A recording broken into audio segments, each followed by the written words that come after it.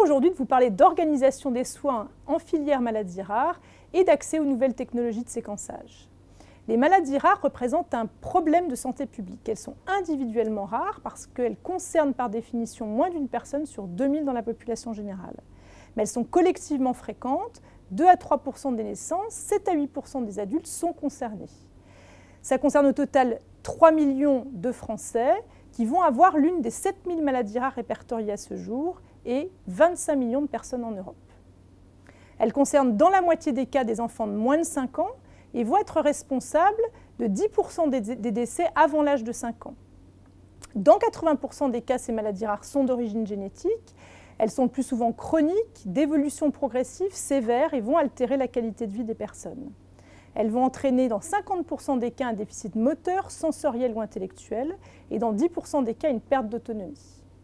Ces maladies rares sont concernées par une vraie impasse diagnostique pour les patients et les familles dans le but d'accéder à un diagnostic précis. Mais depuis 2004, les choses ont changé. 2 plans nationaux successifs se sont mis en place qui ont conforté le leadership de la France dans la lutte contre les maladies rares.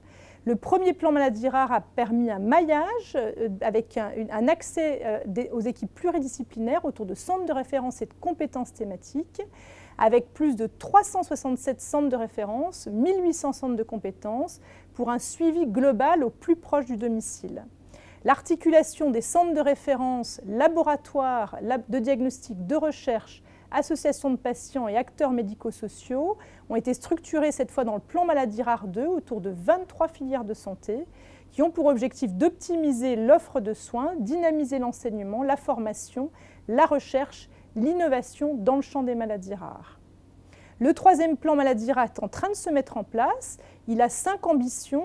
Le premier, de permettre un diagnostic rapide pour chacun pour lutter contre l'errance et l'impasse diagnostique. Le deuxième, qui va être d'innover pour traiter, pour permettre d'augmenter les moyens thérapeutiques. Le troisième, qui va être d'améliorer la qualité de vie et l'autonomie des personnes malades.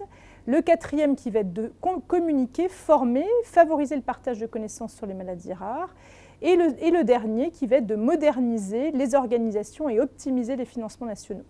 Aujourd'hui encore, seule une personne atteinte d'une maladie rare sur 2 dispose d'un diagnostic précis qui va mettre en moyenne 4 ans à être posé pour plus d'un quart des personnes, ce qui est beaucoup trop.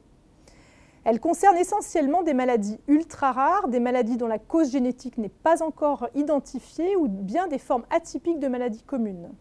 Le séquençage haut débit en diagnostic est donc un véritable espoir dans la lutte contre l'errance diagnostique, avec un accès qui est encore inégal à travers le territoire, mais en constante évolution, accompagné par la coordination des filières maladies rares en lien avec le plan France Médecine Génomique. Pourquoi est-ce que c'est important d'avoir un diagnostic dans une maladie rare ?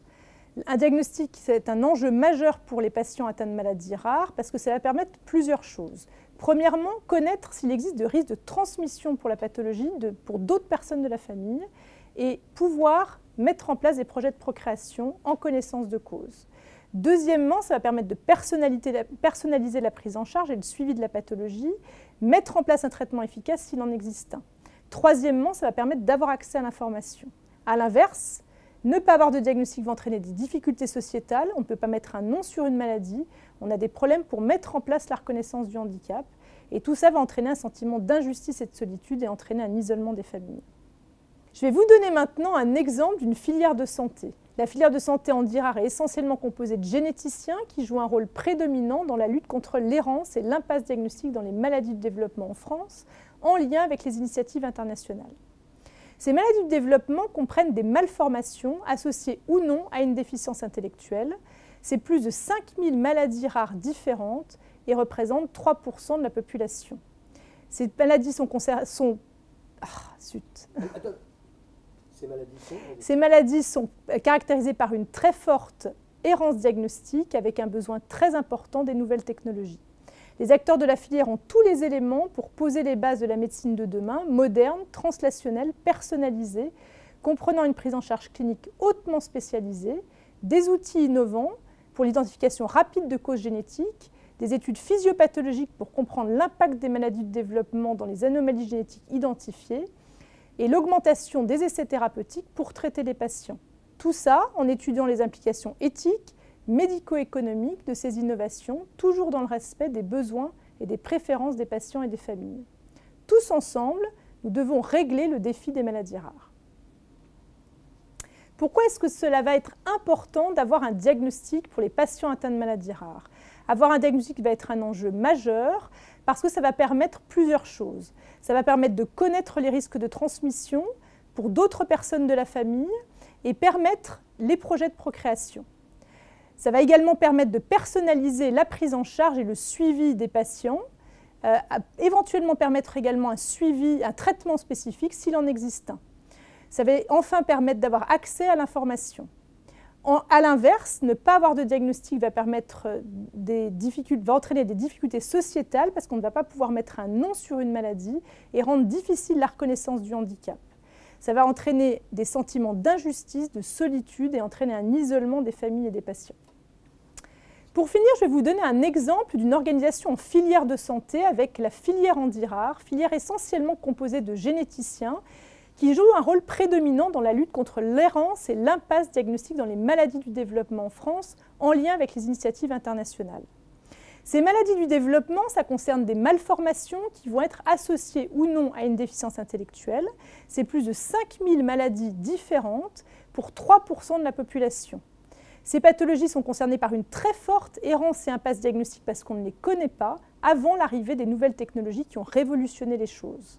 Les acteurs de la filière ont donc en main tous les éléments pour permettre de poser les bases de la médecine de demain, moderne, translationnelle, personnalisée, comprenant une prise en charge clinique hautement spécialisée, des outils de génomique innovants pour l'identification rapide des causes génétiques, des études physiopathologiques pour comprendre l'impact sur le développement de ces anomalies génétiques identifiées, et enfin l'augmentation des essais thérapeutiques pour traiter les patients. Et ce, tout en étudiant les implications éthiques, médico-économiques de cette innovation, toujours dans le respect des besoins et des préférences des patients et des familles. Vous le verrez, tous ensemble, nous allons régler le défi des maladies rares. Down, down.